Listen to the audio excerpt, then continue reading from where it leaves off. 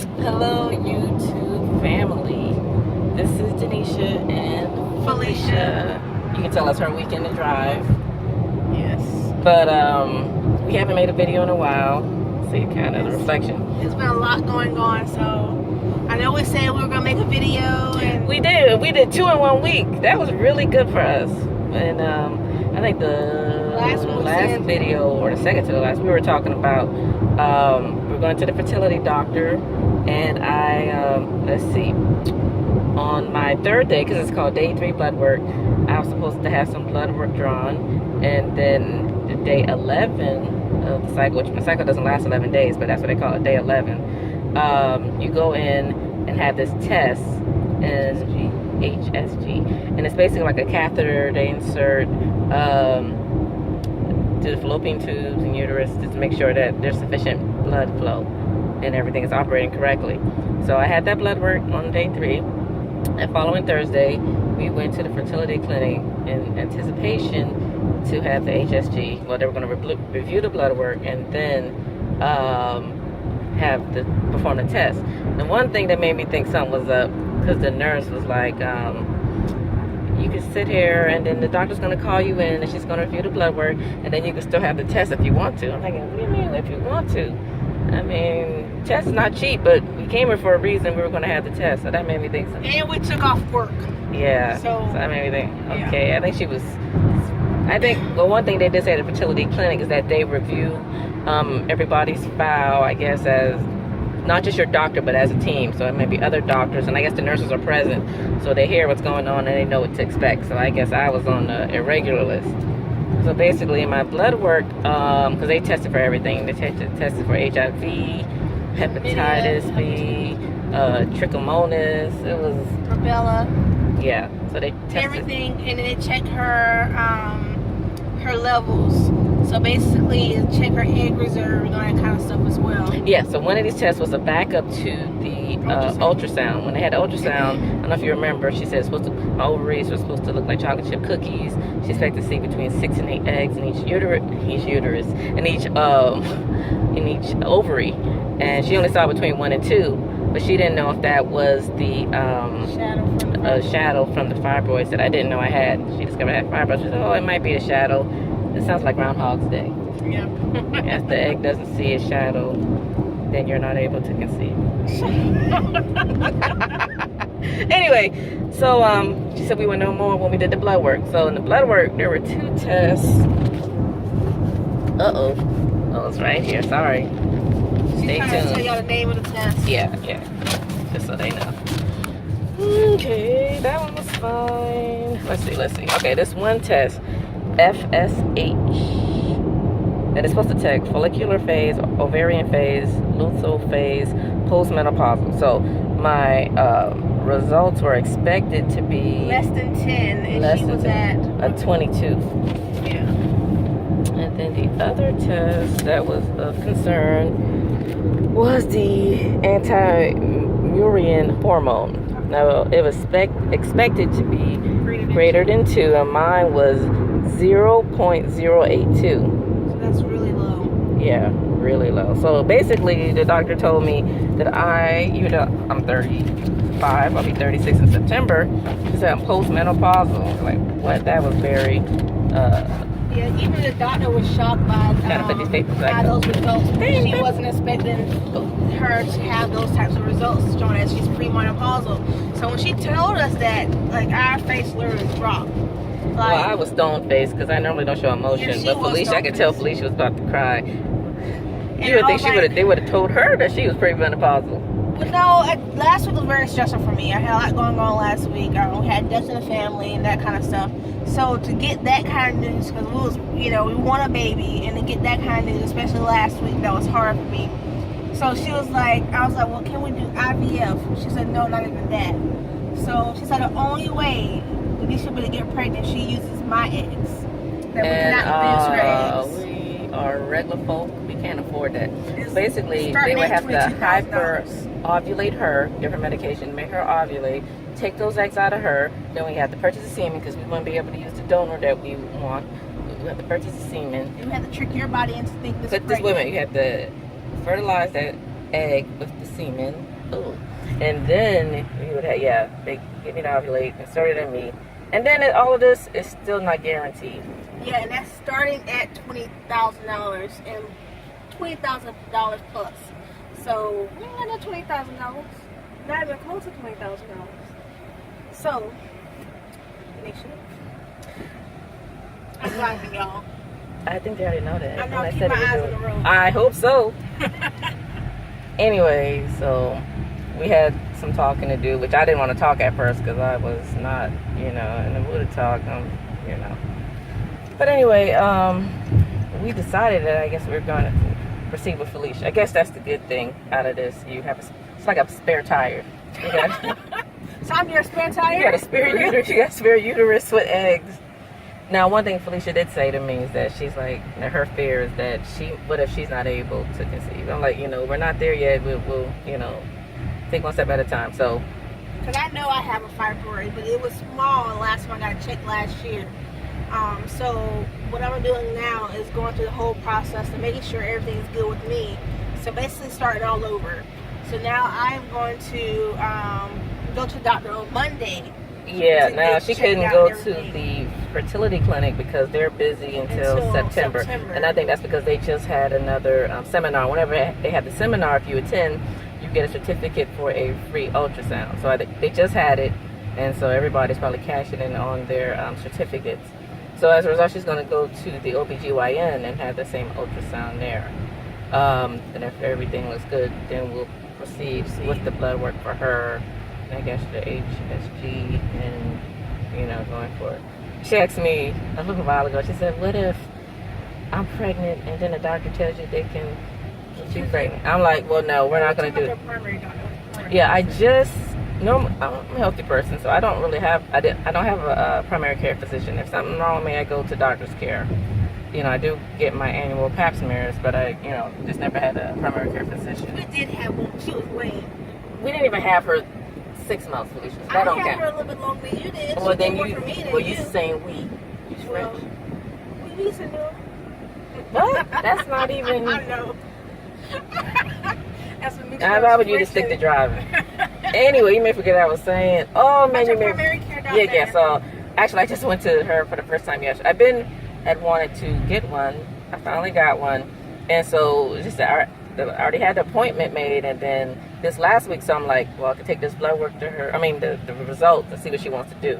So there were 4 tests that the doctor wanted me to get, not for fertility. And I'm sorry, the doctor. I'm talking about the fertility doctor. 4 tests she wanted me to get, not for fertility, but for my overall health. One was a thyroid test, which, that can affect fertility problems. My mother did have thyroid problems. She had her thyroid removed when I was younger. And then my great-grandmother also had thyroid problems, and that could be genetic. So we're going to test that. There was some genetic marker that the doctor wanted to test, but my new primary care physician, I guess she didn't know how she would write that up so that the insurance would cover it, so she's not testing for that. And there was 2 other tests. It was 4 blood tests total. So basically I went to the doctor. She did, since my insurance covers a physical, I'm had a physical, so she did examination, EKG. And I do have this knot in my neck. I told her when I was young, I thought this knot was my Adam's apple. Even though I'm a kid, well, I know now I'm a woman, I'm not going to have Adam's apple. And also Adam's apples in my head. But this is not in my neck. And so the doctor was like, how long you had it? 2 months? I'm like, years. I was ashamed. Well, I told her over a year, but I should have said years. But anyway. I at the doctor's office, y'all. I know, but it's been there a while. But anyway, so she's doing a test on that. So basically I'm having the physical done. I just had the blood work today and a chest x-ray to be at base level. So every year going forward, they would follow up. But the doctor is Filipino. And she's like, why did you wait so long? She said, you didn't find the right person? I'm like, yeah, that and I wanted to be able to afford a child. She said that in Philippines, which, they have a high population, they have a lot of kids. I'm not speaking low. Anyway, she was saying that she's the second of 13 kids, and a lot of people have kids in the Philippines. They can get Clomid over the counter. Clomid is a medication that the fertility clinic prescribes, and that helps induce the production of eggs. I don't know why the doctor didn't even mention that. I mean, that's what that's for. She basically said, I'm a lost cause. I think because your levels are so low, Clomid is really for hyper ovulation. So it helps you ovulate better. It helps you, like people who have trouble ovulating. You don't have problems ovulating. You ovulate like clockwork. Your menstruals don't like clockwork. It's just that you're not producing those eggs, and I don't know if they have something to help you produce eggs. Okay, so it sounds like you gave up on me too, like the doctor. No, I'm just playing. Just playing. Let's get a second opinion. No, I don't want to get a second opinion because we already had the ultrasound and then the blood work. I don't want to proceed and waste time. So let you go. Okay. But so the doctor, she's going to try to make sure I'm healthy. It didn't seem. I'm sorry. When I say the doctor, I mean my primary care physician. She didn't seem like she was too concerned about that. She seemed like she's trying to make sure I'm healthy, and then she might try to still help me with the fertility problem. But we'll go ahead and proceed with Felicia. You know, there's no need to waste time. You know, so that's where we are right now. I still haven't told my father that we're trying to conceive. My father's actually visiting this weekend from New Jersey because we're having a family reunion this weekend. But my goal was, when we started this a few months ago, to have already been pregnant and surprise, either show him my belly or have him a t-shirt. And he said, what's this? Where from? What are you talking about? She's his only child, so this would have been something for him. But, you know, we can't. So I haven't even told him anything. You tell him something. I don't know how to have this conversation. I mean, I don't know. I fix him a drink and say, sit down, Darnell. So that's where we are right now. Oh, Felicia also called her donor and explained it to him and asked him if he would want to proceed with her, and he said yes. So what we have to do now is type up another contract, same as what we have for me, just replace it with her name, and you know, get him to sign, just make sure everything is still official. Yeah. Y'all have been stressed out, man. Yeah. Well, in case I didn't already know, she stresses out more than me. I'm more laid back. You know, do things, you know, but she's like, oh my gosh, I gotta cry. Freaking canker sore, and that's caused by stress. And it's just, yeah, she cut her mouth, brushing her teeth. I don't know, she's a klutz. It's just too much. I've just been stressed. It's stressful because I just had this high hopes of Tanisha getting pregnant, and then to hear that, like, that was heartbreaking. I literally was about to cry in there. Yeah, well, you would think it was her, not me. But one thing she said, are you having night sweats? And I was like, actually, I do. That was like a few months ago when I started. I'd be sleeping, well, when I can't sleep. Sweats. I'm like, Felicia, feel my stomach. It's like somebody just drenched me in water. She can't sleep at night. Yeah, but I think it might be a mental thing because I have to be to work at 7 in the morning. So we normally get up 5:45. But I don't know why my body, I wake up at 4 in the morning almost every morning. I'm like, oh my gosh, I got an hour. Why can't I go back to sleep? But that might be part of the premenopausal symptoms. And then she asked, has it been a change with her menstrual? Last month, and this should come on clockwork, her menstrual was 5 days late. Her menstrual is never late. It was 5 days late. Yeah, we have the that app, which is pretty accurate, and for whatever reason it was 5 days late. But we thought so. Remember, I don't know if you told them, we did a test because we thought maybe I was pregnant and still had a period the previous month, And but we no. got a thing on pregnant error. Yeah, we did the the Clear Blue Digital, and I did it, and I came back to read it, and it says pregnant, but then they had like some little error signal. And like, what's wrong? So we went and got another test. And it was Negative. So yeah, so for a few hours I thought I was pregnant when we went to Walmart and did some grocery shopping, and then to get it negative, I'm like what? So yeah, this is about about caught them up for everything that's been going on, right? I think so. Nothing else has been going on. Hopefully we'll be getting started with the process. Let's get it started. Oh. Okay, those of you who know me, which y'all probably don't. When I was in school, they used to call me Hammerman in the elementary school, so that made me think, let's get it started. Oh, yeah, boy, let's get it started. I'm sorry. This is what I deal with, y'all.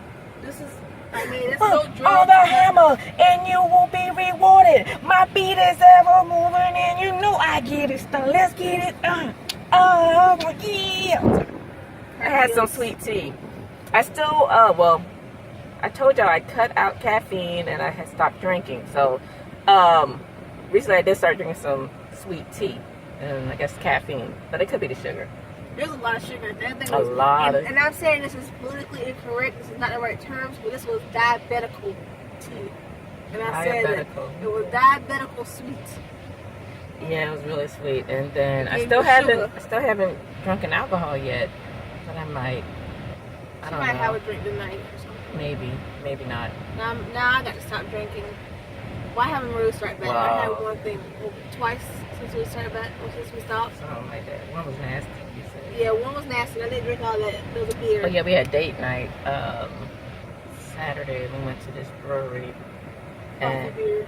yeah, I was not gonna say the name. It's not like it doesn't matter. We're not famous or don't have lights like that anyway. But so yeah, she drunk. I didn't. I had this craft soda. It was all right. We got out the house. We hadn't been out in a while, so. We just wanted to keep you guys up to date. Yep. Know what's going on. Yep. So I guess after I have my appointment, we'll let you give you guys another update. Tell you what next plans are. But yeah. And we are out of here. Anything else? No, I'll probably think of something after we turn. Like, oh man, we should have said that. But I guess we'll just have to make another video. Stop waiting so long in between. Yeah, it was a stress for y'all. It was real stressful. I didn't want to do nothing. Luckily, I didn't go back to work that day after the test. Well, I had to go back to work. I didn't take off because I knew I was taking off the following Thursday because my father was coming to town. So I went to work because I don't like taking off. So. When I was off, when I went to school. I think you needed to. I don't think nobody would have wanted to be around you. I don't know if Chico wanted to be around you. Anyways, bye guys. Later. Bye guys. See y'all later. See you on the other side. I'm as cool as the cool side of the pillow.